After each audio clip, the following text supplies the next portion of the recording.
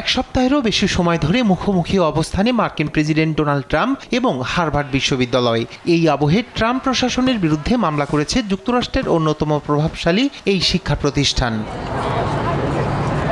Trump প্রশাসনের প্রস্তাবিত $1 billion অর্থ কাটছাঁট ঠেকাতে ফেডারেল আদালতে এই মামলা করেছে বিশ্ববিদ্যালয়টি। স্থানীয় সময় সোমবার এই মামলা দায়ের করা হয়েছে বলে জানান বিশ্ববিদ্যালয়টির সভাপতি অ্যালান গার্বার। আমরা তহবিল স্থগিত করার জন্য একটি মামলা দায়ের করেছি, কারণ এটি বেআইনি এবং সরকারের কর্তৃত্বের বাহিরে। গত সপ্তাহে হার্ভার্ড ট্রাম্প প্রশাসনের অবৈধ দাবি মেনে নিতে অস্বীকৃতি জানানোর পর ফেডারেল সরকার বেশ কয়েকটি পদক্ষেপ নিয়েছে। পদক্ষেপের অংশ হিসেবে $2.2 বিলিয়ন তহবিল স্থগিত করা হয়েছে, যেটি বিশ্ববিদ্যালয়ের জন্য অনেক বড় ক্ষতি। জানা গেছে, ম্যাসাচুসেটসের ফেডারেল জেলা আদালতে দায়ের করা মামলাটিতে প্রশাসনের বিরুদ্ধে প্রথম সংশোধনী এবং অন্যান্য ফেডারেল আইন ও প্রবিধান লঙ্ঘন করার অভিযোগ আনা হয়েছে।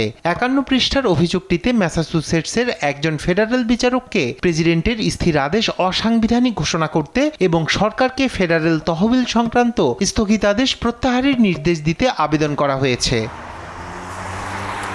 হার্ভার্ডের মামলায় উল্লেখিত মার্কিন সরকারি সংস্থাগুলোর মধ্যে রয়েছে শিক্ষা বিভাগ, স্বাস্থ্য বিভাগ, বিচার বিভাগ, জ্বালানি বিভাগ এবং জেনারেল সার্ভিসেস অ্যাডমিনিস্ট্রেশন।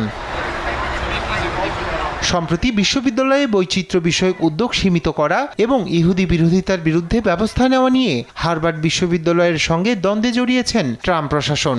বিশ্ববিদ্যালয়ের দাবি, একাডেমিক কর্মসূচির ওপর সরকারের নিয়ন্ত্রণ আনতে চাপ সৃষ্টি করার অংশ হিসেবে বন্ধ করে দেওয়া হয়েছে ওই তহবিল।